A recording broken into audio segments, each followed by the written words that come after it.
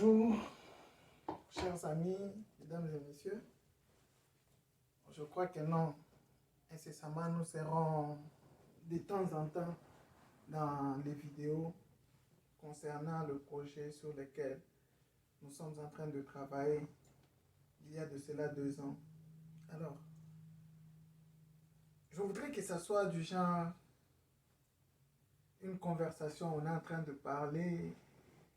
Je voulais que ça soit du genre enseignement où on est en train d'exposer quelque chose. Donc, ce genre d'émission, ça sera du genre, on est en train de parler sur un sujet. Si vous pensez que non, vous avez une autre idée, peut-être qui peut apporter un plus à ce que nous sommes en train de parler.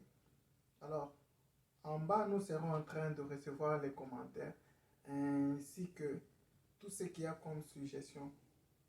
Parce que tout ce qu'un humain peut faire, généralement, ce n'est pas parfait.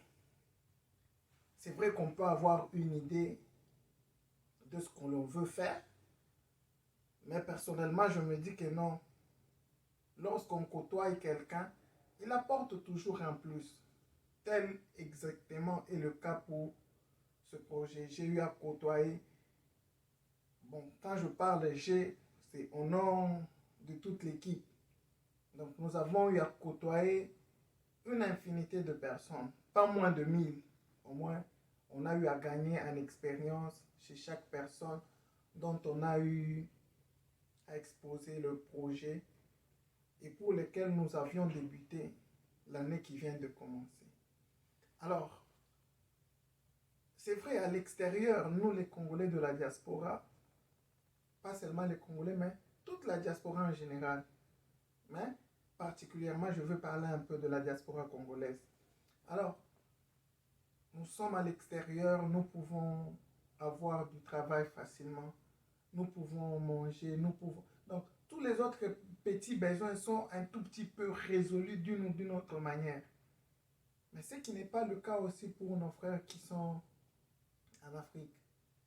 Et particulièrement pour la diaspora américaine, généralement, on dit toujours que non, oh, la diaspora américaine, elle ne fait rien au Congo.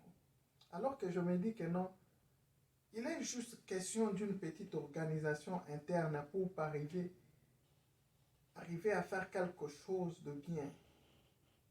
Pas seulement pour la nation, mais pour sauver nos frères qui sont en train de mourir de part et d'autre. Alors que non, nous en avons le moyen pour peut-être arriver à trouver cette solution. Alors, c'est ce qui a conduit à notre étude et à parler maintenant de ce projet. Lorsque nous regardons combien les accidents il y en a sur, peu importe les tronçons, Kinshasa, Congo, beaucoup d'accidents. Récemment, vous avez vu même le président lui-même voyager, quitter la province du Kasaï oriental vers Kabinda. Alors, ça a été vraiment une énorme désolation de voir que non, un tronçon qui peut prendre 1h30, 2h, même voire 3h, ça a pris presque la quasi-totalité de la journée. Il devait être là à 11h, il se retrouve à 19h. Imaginez un peu la suite. Alors, il y a plusieurs personnes qui, même en province, on parle toujours de la guerre à l'Est, on parle toujours de nos frères de Beni qui sont en train de mourir. Donc, tout cela ont conduit à ce que nous sommes en train de faire comme le projet. Alors, nous sommes imaginés, si une âme est sauvée, c'est une fête au ciel. Et tant que chrétiens, nous avons réfléchi comment parvenir à aider nos frères. Socrate a dit un jour, si tu me donnes un poisson, je mangerai. Mais si tu m'apprends à pêcher, je n'aurai plus faim. Alors, c'est bien beau de donner de l'argent à nos frères de manière particulière, individuelle. Mais si nous les apprenons à pêcher, ça sera mieux Et c'est comme ça qu'ils seront indépendamment puissants et forts. Et ça va nous rendre aussi de notre côté forts encore. Parce que si tu pouvais envoyer 100 dollars chaque jour et que ceux qui sont sur place, ils se retrouvent que non, ils sont dans des conditions pas idéales, mais dans une condition modeste. Alors, dans des conditions qui sont un peu modestes, ça va faire en sorte que non, qu'ils ne fassent plus encore recours à vous. Vous voyez? Alors, ce qui va vous permettre encore plus de vous stabiliser de ce côté. Eux aussi, de l'autre côté, ils seront aussi stables à leur manière. Alors, pour cela, nous avions étudié minutieusement. C'est un travail qui nous a pris presque 2 ans. Alors, nous nous sommes dit, pourquoi pas ne pas aider nos frères avec une seule voie de communication. Parce que bon, je peux encore me rappeler des noms, des cours, des routes, des G3, bon, pas seulement G3, mais lorsque vous faites des recherches sur l'importance de ce qu'on appelle voie de communication, on vous dit que non, ça aide au développement d'un groupe ou d'un groupement de personnes facilement à ramener des matières premières, à expédier de matières premières. Donc quand je parle de matières premières, je ne fais pas allusion à tout ce qui est minéré consommé. Je fais allusion, prenons un agriculteur, comment est-ce qu'il peut aller chercher ce qu'il va planter et après avoir récolté, comment est-ce qu'il va exporter ça vers le centre-ville. Alors, c'est comme ça que je parle de matières premières. Cela fait en sorte que non, les premiers facteurs qui aident le développement d'une population, d'un peuple, ce sont les voies de communication. Alors, par les voies de communication, il y en a tellement beaucoup. Nous avons la voie aérienne, on prend les avions, mais c'est la voie la plus coûteuse. Nous avons la voie maritime, les bateaux, ce qui n'amène pas à proximité de la maison, parce que le cours d'eau ne viendra pas jusque devant votre domicile. Nous avons les chemins de fer. Également, les chemins de fer ne nous amènent pas directement à notre domicile. Il faut arriver quelque part et de là, s'il faut faire le pied, s'il faut prendre le vélo, s'il faut prendre la moto ou bien s'il faut prendre les véhicules. Alors, nous avons maintenant la voie terrestre qu'on a appelée la route. Et c'est ça même la voie la plus utilisée au monde. Si pour ceux-là qui sont un peu informés, vous regardez le président Biden des États-Unis, lorsqu'il a pris le pouvoir, la première des choses, parmi les grandes lois et les grandes décisions que moi je peux retenir, c'est celle concernant l'infrastructure. Il a pris 3 billions et demi, 3 000 milliards et demi pour moderniser, arranger encore l'infrastructure routière, alors qu'il y en a déjà. C'est parce qu'ils savent que non, c'est le premier facteur du développement d'un pays. Alors, mes frères, pour cela, je me suis dit, nous sommes aussi possibles, nous, la communauté congolaise de la diaspora, d'offrir à notre pays une infrastructure routière moderne et de qualité. Alors, nous avons pris tout notre temps de collecter les données, de sonder, de parler, d'étudier. Et nous sommes parvenus au moins à un résultat. C'est vrai que non, on n'a pas encore commencé, mais déjà ce qu'on a déjà fait, c'est un grand pas. Alors, comment est-ce que ça se passe?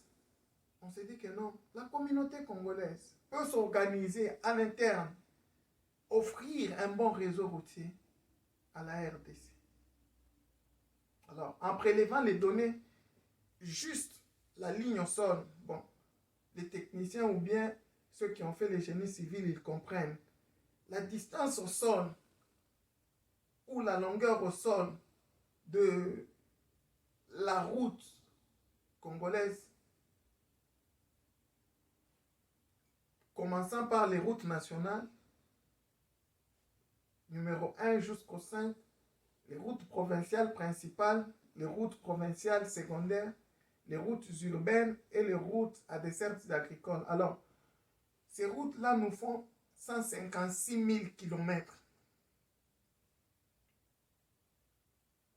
Alors, sur ces 156 000 km, à peine, même les 10% n'est pas asphalté. On se retrouve que non, c'est hyper impossible que notre pays prenne de l'envol. Que nos frères qui sont en train de mourir, peut-être leur taux diminue. C'est quasiment un peu impossible. Alors on s'est dit non, facilement nous pouvons trouver des solutions. Alors, sur les 156 000, c'est une longueur, on s'est dit, si on veut offrir un réseau conséquent à notre pays, pour ceux qui ont eu la chance d'être à l'extérieur du pays, ils voient un peu comment est-ce que le réseau routier est organisé. Moi, je veux parler du cas des États-Unis, vu que c'est là où je suis en train de passer un peu la plus grande partie de ma vie. Alors, étant aussi ingénieur dans la construction, donc je vois comment est-ce qu'ils ont urbanisé leur pays, comment est-ce qu'ils ont relié tous les coins du pays. C'est-à-dire quelqu'un qui habite à Iowa peut conduire par route, arriver à Floride.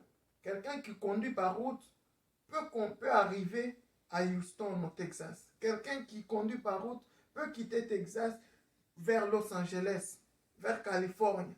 Quelqu'un qui conduit par route peut quitter North Carolina jusqu'à Dallas, Texas. Tous les points, toutes les villes sont reliées par la route. Alors, on s'est dit, si toutes les routes nationales devaient être asphaltées et les rendre des highways, toutes les nationales, donc c'est-à-dire, il y a 2 bandes de circulation normales avec une bande d'emergency, sens aller et sens retour. Et cela selon le trafic d'un point. Et même aux États-Unis, vous voyez aussi de ces tronçons où vous avez 6 bandes sens aller avec une bande d'emergency ou 2. Et de l'autre côté, c'est ce qui vous fait presque 12. Mais nous, on ne peut pas encore aller d'abord là-bas, vu que non, chez nous, la majeure partie, c'est sens aller, sens retour. Et si nous ramenons cela à 3 circulations normales, sens aller, 3 circulations normales, sens retour, quasiment nous allons résoudre aussi tout le problème qu'il y a des embouteillages. Et aussi, lorsque nous les transformons en highway, nous savons que non, sur les autoroutes, les highways, les véhicules ne s'arrêtent pas. C'est-à-dire que non, je sais que quand je quitte Kinshasa pour aller au Bas-Congo, peut-être que non, si il faudrait que je m'arrête, c'est pour aller dans une station de carburant afin de me recharger ou bien de me ressourcer. Alors nous sommes dit, c'est faisable. C'est question tout simplement de volonté. Toutes les routes provinciales principales, également aussi, transformées en highway. Et maintenant, toutes les routes, tout ce qui concerne les routes provinciales secondaires, en fonction de leur trafic, il y en a qui seront transformées en highway et il y en a qui seront des routes ordinaires, c'est-à-dire sans aller, sans retour. Mais toutefois, nous pouvons prévoir au moins une bande une bande d'émergence dans ces routes. Mais déjà, comme c'est en interne, on voit que non, deux allées, deux retours, une fonctionnelle avec une d'émergence, ça peut fonctionner sans problème. Et maintenant, les restes de routes qui sont en terre battue, les routes à dessert agricole et les routes urbaines, toutes nous allons les asphalter, les rendre au moins modernes, comme ceci nos frères qui sont en train de mourir de maladie. Quelqu'un qui est peut-être à Kikwit, qui veut arriver à Kinshasa, il n'a pas un moyen de se payer les billets. Alors, facilement, il peut conduire. Dans 2 heures, il est à Kinshasa. Dans 3 heures, il est à Kinshasa. Parce qu'on voit, j'ai quitté ici pour aller au Colorado. Par véhicule, c'est 13 heures de route. Il faut parcourir 800 miles. Or, 800 miles, c'est 1,6 pour trouver les kilomètres. C'est environ 1300 quelques kilomètres. Ce qui n'est pas impossible de rouler. Mes frères, nous pouvons le faire tout simplement avec la volonté. Alors, c'est comme ça que nous avons monté notre projet. Après étude de tout ce qu'il y a comme tronçon asphalté, de tout ce qu'il y a comme les ponts qui vont devoir relier, nous sommes arrivés à une distance totale de 865 000 km.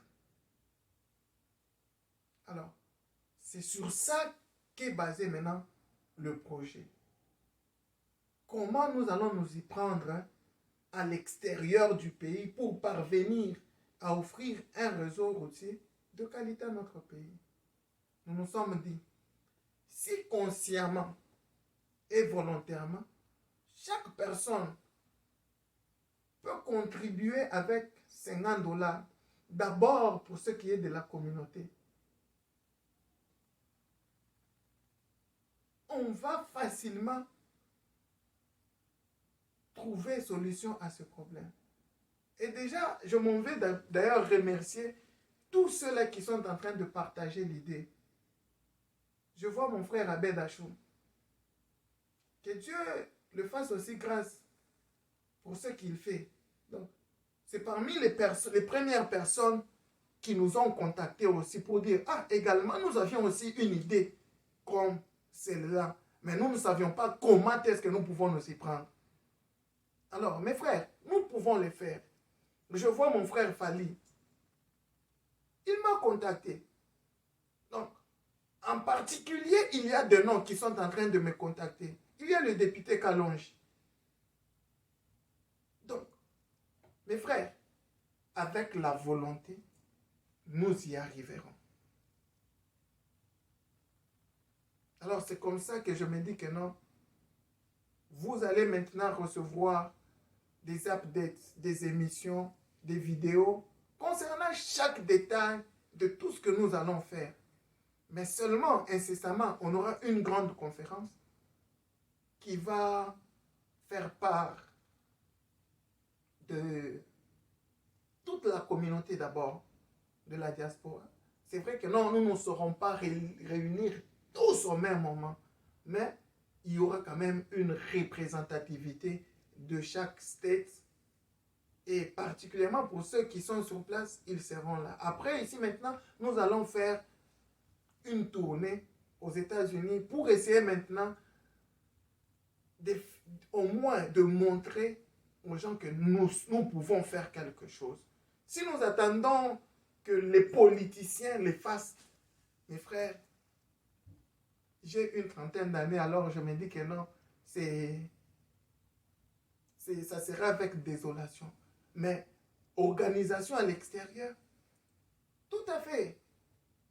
Et imaginez-vous que non, on a lancé un fundraising pour voir un peu comment l'évolution. Les Blancs sont en train de contribuer. Or, déjà, pour nous, tout ce qui est excédentaire, tout ce qui provient des Blancs, c'est comme un plus. Admettons que non, le financement, nous nous sommes dit que non, nous allons l'avoir sur un échelon de 25 ans. Et que non, nous avions des gens qui souscrivent par exemple à construire 5 km, qui souscrivent par exemple à construire 10 km. Nous avons par exemple des assistances des autres communautés. Ça sera un plus. Et nous pouvons nous retrouver que non, sur l'échelle de 15 ans, nous avons pu tout réunir.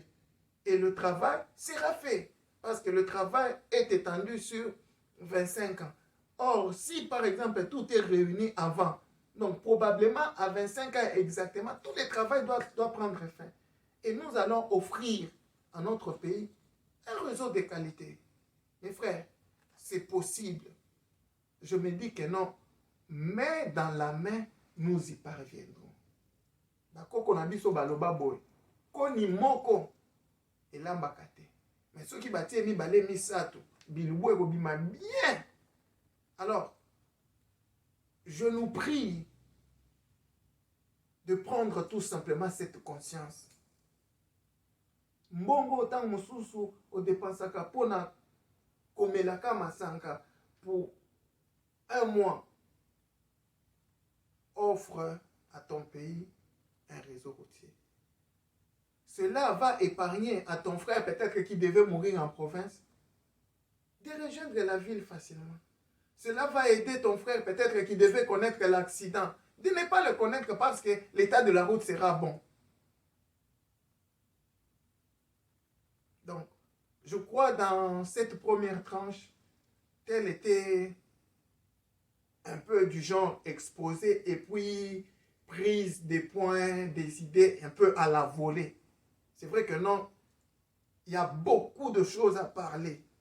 Mais nous avons pris un peu des choses à la volée pour essayer un peu de donner l'aperçu général de ce que sera le projet. Merci beaucoup. Que Dieu vous bénisse.